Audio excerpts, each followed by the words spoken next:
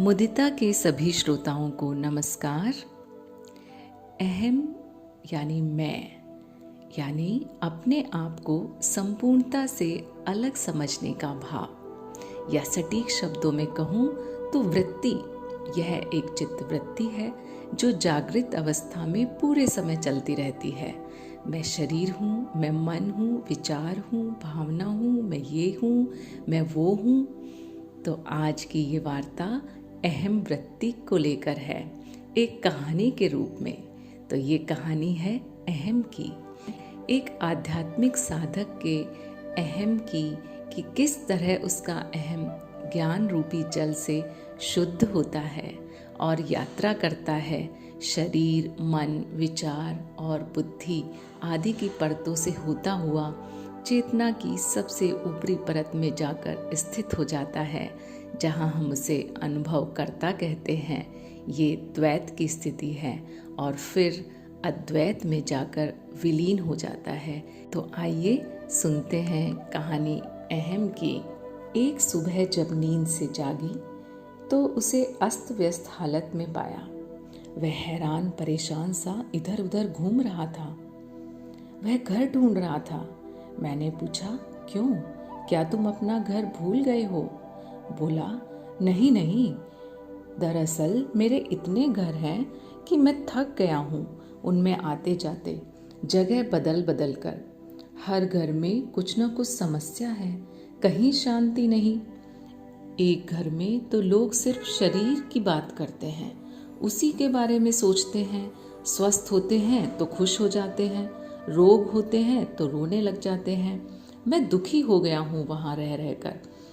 दूसरे घर के लोग पसंद नापसंद को लेकर झगड़ते रहते हैं, वहाँ भी मुझे अच्छा नहीं लगता। भोग लालसा में लिप्त होकर मुझे भी उस कीचड़ में धकेलते हैं। देखो तो मेरे कपड़े कितने सन गए हैं, कीचड़ में गंदे हो गए हैं। तीसरे घर के लोग मान सम्मान के पीछे पागल हैं, वहाँ मैं झूठे प्रदर्शन कर करके थक गया हूँ। चौथे घर के लोग भावनाओं में डूबे हैं, वहाँ मेरे सोचने समझने की शक्ति काम करना बंद कर देती है। कुछ और घर भी हैं जहाँ विचारों का मेला लगा रहता है। उस मेले में मैं खो जाता हूँ, कंफ्यूज हो जाता हूँ। मैं कहाँ जाऊँ? मैंने उसे प्यार से सहलाया, शीतल जल से नहलाया, साफ सुथरा किया और उसका हाथ पकड़कर छत पर ले जाकर बिठा दिया, जहाँ ठंडी हवा के हल्के हल्के झोंके थे।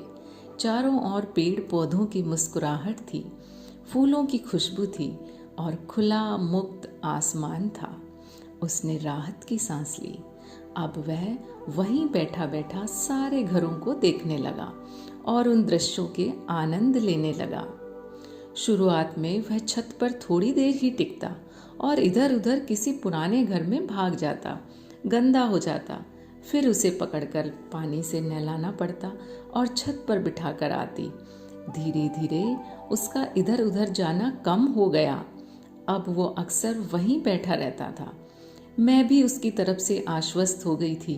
कभी कभी ही उसे नहलाने और समझाने की जरूरत होती थी।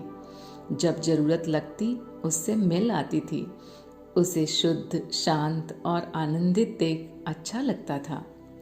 एक सुबह फिर से जब नींद खुली और छत पर जाकर देखा तो वो गायब था। सारे घरों में जो जो उसने बताए थे ढूंढ लिया, पर वह नहीं था। वह कहीं नहीं था। वह खो चुका था। वह शुद्ध से शुद्धतम होने की प्रक्रिया में शायद वाष्पित होकर हवा में विलीन हो गया था। पहले लगा कि उसके बिना जीवन कैसे संभव होगा, पर अब उसे शुद्ध करने की जिम्मेदारी से भी मुक्त जीवन और भी सुंदर है। हाँ, कभी कभी उसकी याद अभी भी आती है।